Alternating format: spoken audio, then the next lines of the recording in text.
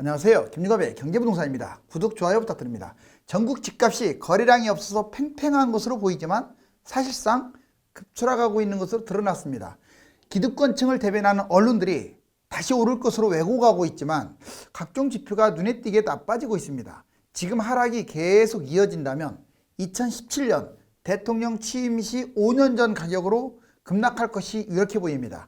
중국의 경제가 심상치 않아서 글로벌 경제 위기에도 대비해야 하겠습니다. 이제 기대감이 가장 큰 사람은 그동안 가슴앓이를 해왔던 무주택자들입니다. 유료상담은 010-3999-8808 전화 주십시오. 집값 5년 전 가격으로 급추락, 무주택 왕대박 부자기.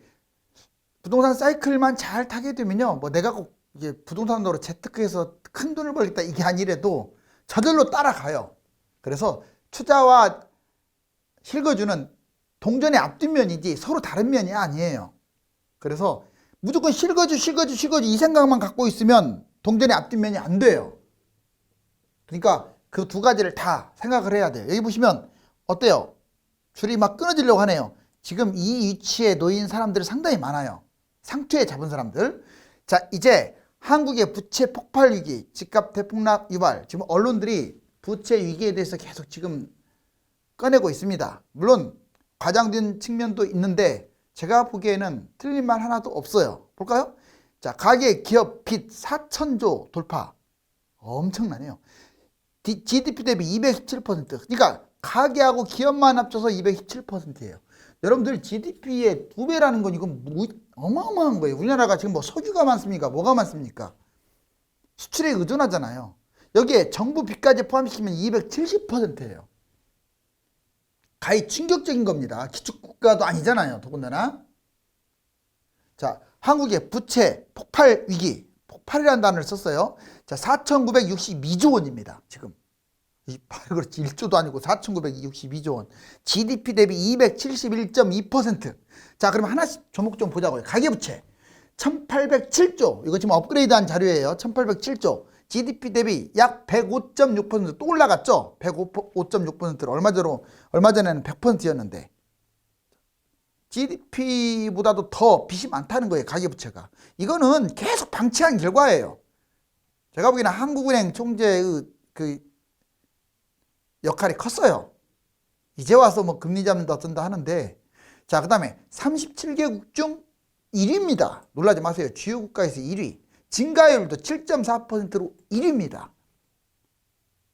주요 국가에서 1위라는 것은 심각한 거예요. 이미 IMF에서도 이거 지금 건들고 있잖아요. 자, 세계 65%, 세계의 평균이 65%라 이 말이에요. 우리나라는 그거에 비해 상당히 높죠. GDP 대비 100% 넘는 국가는 사실상 주요 국가에서 한국이 유일해요. 개인 주택 구매. 왜 그러면 이런 현상이 벌어지냐? 주택을 구매하느라고 이 모양 이 꼴이 된 거예요. 전세대출이라든가 사업대출. 물론 필요한 사람들은 해줘야죠. 그렇지만 마구잡이로 그냥 은행 돈 벌려고. 기업부채도 심각해요. 2,219조. 오히려 금액으로 따지면 가계부채보다도 훨씬 세요. 기업부채가. GDP 대비 111.6%. 37개국 중 6입니다. 이것도 상위권이에요. 증가율 4%로 3위입니다. 다른 나라에 비해서 상당히 높죠. 증가율도. 자, 매출 급감. 부채 의존이 지금 증가하고 있고 중소기업은 주로 중소기업 다니는 이 회사들이 부채가 많아요. 당연히 은행 부실 이어지면서 은행도 부도가 나는 거예요. 마구잡이 그냥 대출해 준 거죠. 물론 기업 부채는 아직 가계 부채보다는 좀 덜 위험해요. 자, 정부 부채 볼까요? 자, 이건 국가 부채라고 명칭을 하는데 그건 틀린 말이에요. 국가 부채가 어디 있습니까? 정부 부채라고 표현해야죠. 정부가 돈 빌린 건데. 자, 936조, 37개국 23위. 아직은 37개국에서 23위예요. 근데 예전에 32위, 3위 했었어요. 자, 올라간 속도가 컸죠. GDP 대비 54%가 넘어갔습니다. 근데 증가율은 37개국, 이 37개국은 OECD라든가 주요 국가예요. 증가율 1위예요, 1위. 이게 문제인 거예요. 여러분들 코로나 때 다른 나라 뭐 돈 안 찍었겠어요? 지금 상승률이 1위라는 것은 아주 심각하게 반성해야 돼요. 질병 사태, 빚잔치, 방만한 경영 이거 한 거죠. 막 내 돈도 아니면서 막 걷어가지고 막 준 거예요. 막 정말 필요한 사람들, 가난하고 하루 먹기 살기 바쁜 사람들, 노인 어르신들이나 아니면 빈곤층 이런 데만 좀 집중적으로 투자해야 하는데 뭐 돈 많은 사람들도 막 주고, 부족한 세수, 집값 폭등으로 확보하고 있는데 거래량이 적으니까 세수가 잘 안 거치죠. 자, 어찌됐거나 지금 정부 부채 자체가 지금 많다는 건 아니에요. 이 증가율이 1이고 아주 이 속도라면 5년 후에 이 가계부채 버금가는 위험성이 이제 내포되겠죠. 그러면 GDP 대비 300%는 확 넘어갈 것이고, 종합적으로는 우리나라 부채가 상당히 심각하다는 거. 자, 이제 2021년 현재 2026년 하락장 부동산 매매 전략 이제 중요하죠, 이게. 자, 21년에서 22년 내 집 마련. 자, 3기 신도시와 지역별 아파트 청약. 지금은 여러분들이 자, 3기 신도시를 비롯해서 사전 청약 또는 지역별 아파트 청약. 아니, 너무 떨어지는데요. 왜 코앞만 봅니까? 왜 코앞만 봐요? 지금부터 이제 10년을 봐야 돼요. 10년. 지금 잡으나, 폭락장 5년 있다 잡으나, 내년 잡으나, 뭐 폭등할 때 잡으나, 이제는 사이클이 한 번이에요. 한 번. 물론 몇 번 갈아타가지고 돈 버는 거 있지만 그거 쉽지 않아요. 그래서 찬스를 이 꼭지장이 찬스를 잡으면 안 돼요. 뭐 얼마나 떨어지겠어요. 아무튼 올해 내년에 집 잡는 사람은 주로 청약으로 해라. 지역별 저평가 금매. 여기서 금매라는 말을 추가시켰어요. 단순히 저평가 이걸로만 포함되지 않아요. 금매고 돈이 좀 있는 사람 중에서 내 집 마련할 사람들 한번 생각해 볼 필요가 있죠. 왜냐면 이건 예측이니까. 자, 고가 아파트, 갭 투자라든가 영끌이라든가 못난이 아파트, 나홀로 뭐 비아파트 이런 거 사지 마세요. 금지예요. 뭐 지역주택조합 이딴 것들 하지 마시라고요. 상가 뭐 이런 거. 자, 지금 현재는 대출, 세금, 청약, 실거주 규제가 지금 아주 심하죠. 이 네 가지 규제가 왜? 집값이 꼭지에 있으니까. 분양가도 비싸죠. 자, 그런데 2023년에서 4년이면 이게 하락 초중기가 됐는데 이제 3기 신도시와 지역별 최고 아파트만 청약하라고 했어요. 이제 지금은 그냥 웬만한 곳들 세대수 보면서 청약해도 되는데 이때는 좀 좋은 곳 골라서 청약하라고요. 미분양 안 나더라도. 괜히 엉뚱한 데 돼가지고 후회하지 말고. 자, 그 다음에 지역별로 초급매. 이때는 집값 많이 떨어질 거예요. 이때보다는 더 떨어지겠죠. 큰 곳에 내 집 마련. 그리고 고가 아파트, 비싼 아파트, 갭 투자 또는 대출 이걸 적절히 활용하세요. 집값이 떨어지면요. 빚 나는 안 냈다 또는 나는 실거주했다 이걸 자랑 삼을 필요 없어요. 집값 떨어지면 실거주 폐지되고 대출도 좀 완화가 되는데 뭐 무리하라는 게 아니고 적정한 선에서 그걸 수요를 받아야 더 좋은 아파트를 살 수가 있잖아요. 그렇기 때문에 활용하시라고. 지금은 이거 금지지만 이때는 활용하시라고요. 자, 대출, 세금, 청약, 거주 아마 부분적으로 다 완화될 거예요. 예를 들어서 대출 지금 금지지만 거의 이제 60% 70%까지 올라갈 것이고, 그 다음에 세금도 중과세 다 폐지돼요. 그런 거. 청약도 세대주만 넣는 게 어디 있어요. 그리고 10년 전매 제한이 어디 있습니까? 1년, 2년으로 더 줄어들겠죠. 실거주도 폐지되고. 자, 이제 2024년에서 6년이 바닥으로 보이는데 이때가 가장 찬스인데 과연 2년이 떨어질지 4년이 떨어질지는 가봐야 알아요. 자, 주요 지역 폭락 아파트 매수 1순위입니다. 무조건 주요 지역은 서울 우선, 서울에 또는 서울에 가까운 강남에 가까운 어떤 경기도 이런데 신도시. 자, 여기에 매수 1순위를 두고 추가 매입. 이때는 이게 분양보다 나을 수 있다 이거예요. 분명히 말했습니다. 다음으로 분양권, 미분양을 세트로 갖고 가세요. 분양권, 미분양. 왜? 미분양 많이 나올 거예요. 미분양이라고 나쁜 거 아니에요. 하락장에는. 분양권, 미분양 또는 하나 덧붙이면 금매. 자, 이 네 가지 중에서 내가 어떤 걸 해야 할 것인가. 내 집 마련을 고민하라고요. 자, 고가 아파트, 갭투자, 영끌. 이건 이때는 적절히가 아니라 이때는 적극적으로 하라고 했죠. 자, 집값이 많이 떨어지면 내가 감당할 수만 있다면 적극적으로 해도 돼요. 나는 평생 빚 한 번 안 냈어. 그 자랑 아니에요. 그 재테크 못하는 거지. 자, 그 다음에 대출, 세금, 청약, 거주 이거에 대해서 규제 해제는 물론이고 부양책까지 나올 수가 있어요. 집값이 이렇게 막 떨어져 버리면. 부양책은 뭐냐? 5년간, 10년간 양도세 면제 막 이런 거 나와요. 이번에도 나올 것 같은데요. 왜? 3기 신도시 분양 물량이 더 많은 데다가 집은 더 늘어났고 인구는 더 감소됐기 때문에. 그러니까 예전에 2013년보다 좋은 조건이 하나도 없어요, 지금. 집값이 더 떨어질 수밖에 없는 조건밖에 없어요. 자, 이제 주요 대체구 집값 하락과 급매 출현. 2017년, 자, 여기 보시면 각 연도마다 대책이 있었어요. 그 종합 대책 말하는 거예요. 일반 대책까지 25번, 5번, 6번 대책이 있다고 하지만 이제 핵심 대책은 그게 몇 번 없어요. 종합 대책은. 자, 보자고요. 원래 박근혜 정부 때 2016년에 831 대책이라고 있었어요. 그때도 12주 이후에 하락했는데 여기 2017년 문재인 정부 들어와서 802 대책 했습니다. 자, 마침내 이게 나오니까 추락하기 시작해서 12주 이후에 마이너스로 돌아섰어요. 대략 10월 달부터 겨울에 하락장. 그 다음에 2018년에는 9.13 대책 아마 기억하실 거예요. 이때가 제일 많이 빠졌는데 12주 이후에 꼭 마이너스가 됐어요. 12주 있다 떨어졌다는 뜻이 아니라 대책 나오자마자부터 분위기가 안 좋기 시작해서 마이너스로 전환된 단계가 이거예요. 자, 12월부터 겨울에 하락을 했습니다. 역시. 2019년에도 12.16 대책 기억날 거예요. 이때는 좀 대책이 늦게 나왔네요. 그러니까 12주 이후니까 3, 4월 달에 하락했고. 자, 2020년은 617, 710, 804 3대책이라고 하는데 못 잡으니까 계속 대책이 나왔어요. 자, 이걸로 이게 나오다 보니까 12주 이후에 하락. 그래서 11월 달부터 겨울에 하락했어요. 여기 보면 겨울에 많이 하락하죠. 계절적으로. 왜? 대책이 이때 나왔어 그래요. 비수기라서 많이 빠진 게 아니에요. 종합대책이 이때 나왔기 때문에. 그런데 이런 대책들이 결국은 쓸데없는 대책이 돼가지고 집값은 전국적으로 폭등해버렸죠. 왜? 20년부터 대폭등했잖아요. 자, 21년 원래 2월 달에 대책이 있는 것도 똑같이 가요. 그런데 여기 보세요. 자, 이제 2021년 9월 달 얼마 전 추석 전에 대출 제한, 금리 인상 이게 이제 단행되잖아요. 이걸로 인해서 지금 떨어지고 있어요. 이제 대책이 아니야, 이것은. 대책이라기보다도 뭐 사실상 뭐 한국은행과 정부가 이렇게 해서 아무튼 나온 건데 이것도 아마 효과를 볼 것 같아요. 12주 이후면 대략 다음 달 12월, 빠르면 12월 아니면 1월이겠죠. 12월에서 겨울은 좀 떨어질 것으로 보입니다.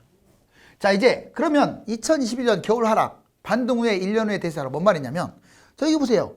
1월, 2월, 3월, 4월 마이너스 이렇게 좀 보이고 다 마이너스는 아니지만 그래도 전반적으로 이 박스권에서 마이너스가 좀 많아요. 그리고 이제 한 5, 6월 지난 다음부터는 다 풀렸어요. 거의 다. 그렇죠. 왜? 여름에 폭등한 거예요. 이때 대책이 나왔다가 늦게 나왔다가 겨울에 떨어지고 여름에 폭등한 것이 반복된 거야. 여기 보시면 8월 대책 실질적으로 쭉 내려왔네요. 9.13 대책 쭉 내려왔네요. 마이너스까지 빠졌네요. 이때는 11.6 쭉 내려왔고 7.10 대책 이게 3 대책이죠. 2.4 대책도 좀 내려왔어요. 자, 지금 금리 인상하고 대출 제한하니까 지금 여기까지 이 정도 선이에요. 아직 마이너스는 아니에요. 내려오고 있습니다. 자, 그러면 이게 2위로 갈까? 밑으로 갈까? 운 좋으면 이제 밑으로 빠질 것 같은데 글쎄요. 여기서 어떤 종합대책이 하나 나와야 하는데 대통령 선거를 코앞에 두고 과연 그동안에 집값도 안 잡았던 정부가 또 집값 잡을까요? 저는 안 나올 것 같아요. 그래서 좀 반등하지 않을까. 즉 이렇게 될 것 같아요.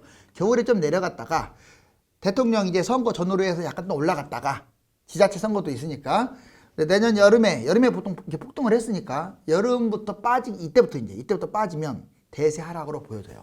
물론 바로 빠질 수도 있습니다. 이건 장담 못해요. 하지만 빠졌다가 폭등이 아니라 좀 반등 좀 하다가 이렇게 결국은 1년 안에 어떤 식으로 가든지 폭락의 위험성이 있다. 자, 이제 중국 경제 위기 구체적 사례를 들어볼게요. 지금 여러분들 주식 부동산 신경 써야 합니다. 중국이 휘청거리면요. 이게 주요 국가들, 전 세계의 경제 영향력이 큰 국가들이 휘청거리면 예를 들면 미국, 중국, 유로 이런 나라들이 휘청거리면 주가 3분의 1 토막 날 수 있고요. 부동산도 반토막 이하로 떨어질 수도 있다 이거예요. 자, 미연준, 중국 헝다위기, 미국 물론 세계 금융위기 초래 가능성. 참 그 미연준 이놈들 말 바꾸기 진짜 선수 아니에요. 얼마 전만 해도 중국 헝다위기 그냥 전혀 문제 없다라고 여러분들 기억나죠? 아마 뉴스 본 사람들 많을 거예요. 이렇게 말 바꾸기 하잖아요. 아주 그러니까 믿으면 안 돼요, 여러분들. 자, 이 사람들은 경제 충격 때문에 우선 당장 주가 땜빵해야 하니까 주가 폭락할까 봐 그것 때문에 해요. 근데 지금은 이 말을 할 수밖에 없는 게 충격에 대비해야죠. 실제로 이럴 확률이 커졌으니까. 자, 이제 헝답, 판타시아. 자, 얘들이 중국 건설사 부동산 개발 회사예요. 제2 중국 리먼 사태 현실. 바로 제2의 중국 리먼 사태라고 이렇게 못 받고 있죠. 사람들이. 주택이 지금 벌써 2달 연속 중국 집값이 2달 연속 하락을 하고 있어요. 그 다음에 중국 1년 안에 최대 디폴트 위기다. 왜? 4,800조 회사채가 지금 위험합니다. 중국은 지금 달러가 부족한 나라 중에 하나예요. 전력 위기, 물류 대란 들어봤죠? 정전 사태 지속 가능. 지금 조금 잡히긴 했는데 다시 또 언제 터질지 몰라요. 경제 성장, 생산성에 엄청난 악영향을 주겠죠. 또 집값까지 이런 문제가 생겼으니 부동산이 20-30% 중국 경제의 30% 정도를 차지하는데 이게 지금 엉망진창이니. 그 다음에 반도체 위기, 우한 200억 달러 투자, 자금 부족 중단, 기술 부족, 사기꾼들한테 당하기도 하고요. 뉴스에서 막 나오잖아요. 우리나라를 쫓아오겠다. 우리나라하고 대만을 쫓아오겠다 하고 중국이 지금 하고 있는데 아직 포기는 안 했지만 제가 보기에는 글쎄요. 좀 가소롭습니다. 자, 화웨이 위기, 미국 강도 높은 제재. 자, 이번에 2021년 3분기 매출이 무려 38%나 급감하면서 거의 얘도 이제 상당히 파산까지 가는 거 아니냐. 자, 전기차, 바이톤 중단, 파산 위기. 파산 위기라고 이제 아예 그냥 나와 있죠. 지금 파산 심리 중이에요. 실패, 회생 가능성이 아주 낮다고 봅니다. 지금 이렇게 파산됐다고 해서 갑자기 파산시키지 않아요. 충격이 워낙 크니까. 그 주식만 충격을 받는 게 아니라 전체 경제가. 그래서 서서히 이렇게 뭐 기대감 줬다가 이렇게 했다가 없애버리는 거예요. 지금 다 그런 쪽으로 가지 않나요? 여기 보니까. 한국 가계대출 금액 증가율 주요국의 1위 아주 위험하다. 여기 보시면 2분기 기준으로 한국. 자, GDP 대비 104.2. 1위입니다. 1위. 주요국가에서. 여기 보세요. 자, 일본도 63밖에 안 돼요. 엄청나죠? 100이 넘어간 국가가 주요국가에서 우리나라밖에 없고 전년 대비 이제 상승률을 볼게요. 6.0으로 지금 홍콩도 앞질렀고 세계 1위입니다. 역시 주요국가에서 1위. 그 다음에 국내은행 기업 대출 규모. 그러면 기업은 어떠냐? 건전하냐? 1050조, 873조. 중소기업 기업 대출 이렇게 합쳐보면 아까 제가 말했죠. 가계대출보다 더 세다고. 자, 국가 채무 증가 속도. 이번에는 이제 말은 국가 채무지만 정부 채무예요. 자, 주요 국가에서 1위다. IMF 한국 GDP 대비 국가 채무 증가 속도 35개 선진국 중에 1위라고 아예 말을 하고 있잖아요. 그전에는 1위 아니었어요. 5위, 여기 7위 막 이렇게 그래도 상당히 안정적이었는데 상승률이 세다는 게 좀 문제예요. 여기 보시면 20년 들어와서 급격하게 현재 자, 이렇게 증가할 것으로 지금 예측이 돼요. 그래서 어떤 변수가 좀 필요합니다. 그리고 실질적으로 상승률을 봤더니 15.4%를 1위, 체코, 벨기에, 싱가포르, 홍콩 등등등. 자, 이렇게. 물론 국가부채 하면 일본을 따라갈 나라가 없어요. 일본은 기축국가긴 한데 그래서 일본이 앞으로 나는 영원히 회복 못할 것 같아. 일본이란 나라는 국가부채가 200 몇 퍼센트, 세계 뭐 아날로그 국가이고. 아무튼 그래도 뭐 일본 걱정할 때가 아니에요. 지금 우리가 우리 거 지금 걱정해야죠. 일본 짝 안 날려면 정신 바짝 차려야죠. 자, 우리나라 분멸 GDP 대비 부채 비율 증가폭과 OECD 순위. 여기 보시면 이건 이제 1년 전 거예요. 1년 전에 봤더니 자, 상승률입니다. 그냥 상승률이 가계부채 1위, 기업부채 3위, 그리고 정부부채 4위, 5위 했었잖아요. 근데 1년이 지난 지금 1위로 바뀌었잖아요. 자, 그 다음에 양도세 완화 개정안. 이거 가능성은 좀 있습니다. 거주기간 공제율. 이거 지금 보유기간 공제율이 있나 없냐 이거 갖고 지금 막 옥신각신하고 있어요. 현재는 40%인데 그 40% 이걸 더 줄인다. 보유기간에 따라서. 자, 1주택. 이건 빨리 바꿔야겠어요. 9억 이하, 12억 이하로. 그래야 매물이 나오죠. 어떻게 고가 아파트 기준이 실거래 9억입니까? 말이 안 되는 거예요. 12억 정도로 올리고 이거는 규제를 완화하는 게 아니에요. 이건 정상적 궤도지. 만약 밑에 계속 9억 원 이하로 끌고 가겠다는 것은 이거 세금이나 더 걷겠다는 꼴밖에 안 돼요. 자, 이제 1억 종부세 폭탄에도 다주택자 버틴다. 지금 다주택자들이요 버틸까요 과연? 그래요.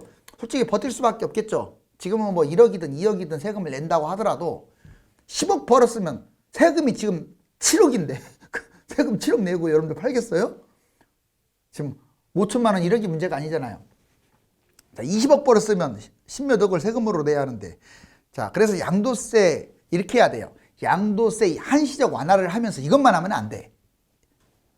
종부세 때리겠다 안 팔면 어떤 전제 조건을 깔아줘야 돼요. 종부세를 몇 배 올리겠다. 그러면 할 말 없잖아요. 예전에 양도세만 완화해주고 그러니까 안 팔았어요. 종부세는 세게 안 때리니까. 이번에 누진세로 세게 때려버려야죠. 그 조건으로 완화해 주는 걸 저는 찬성합니다. 자, 아무튼 엄청나게 늘어났다. 자, 그 다음에 중국 2달 연속 집값이 급락하고 있어요. 한국 부동산도 닮은 거 여기 보세요. 실제로 9월 10월 달 이게 중국 계속 올라갔다가 월별 신규주택 현황 보세요. 마이너스. 우리나라가 좀 닮아가고 있어요. 집값 보면 이게 떨어지고 있죠. 1.43. 그리고 매수지수도 떨어지고 있죠. 자, 지금 여야 대선 후보 공천, 지금 이쪽은 이제 국토보유세 신설, 그 다음에 공공임대, 이쪽은 민간임대, 그리고 규제 완화 이렇게 정리를 해볼 수가 있는데 누가 뭐 좋다 나쁘다를 떠나서 저는 이렇게 생각해요. 그냥 분양 쪽은 민간 분양하는 윤석열 후보가 좀 더 나은 것 같고, 그 다음에 투기 세력을 확실하게 잡는 것은 이재명 후보가 더 나은 것 같아요. 다만 불필요한 규제를 없앤다는 측면에서 윤석열 후보의 플러스 점수를 좀 주고, 다만 또 자, 양도세 무조건 완화시킨다고, 아까 종부세 폐지시킨다고 하잖아요. 이건 마이너스예요. 종부세를 폐지하면 되나요? 부자들 그러면 물론 1주택자에 대해서는 좀 줄여주는 건 있지만 폐지는 아닌 것 같아요. 왜 종부세를 왜 폐지해요? 자 결론적으로는 둘 다 플러스 마이너스가 있는 삼각형. 여러분들 여기 보세요. 1위가 지금 송파구고, 그 다음에 그 밑에 강남구가 4위고, 5위 관악구, 2위가 강서구고, 3위가 노원구. 이게 뭐냐면 이게 서울인데 서울의 사이드 쪽이긴 하지만 이곳이 여러분들 주택 단지들이에요. 즉 앞으로 미래 전망이 밝은 사이드는 어디냐? 바로 이 네 곳이에요. 꼭 기억하세요. 주택이 많다 이거예요. 자, 이제 좋다고 이렇게 막 뛰어갔는데 결국 낭떠러지로 떨어질 일밖에 안 남았네요. 이 사람 막 쫓아가는데 스톱해야겠죠. 가격이 오르면 불안해서 추격 매수를 하고, 떨어지면 지나치게 방심하여 무관심으로 살기 때문에 내 집 마련을 하지 못한 분들이 많습니다. 이번에는 제대로 된 부동산을 잡아서 안정적인 경제 생활을 하시기 바랍니다. 감사합니다.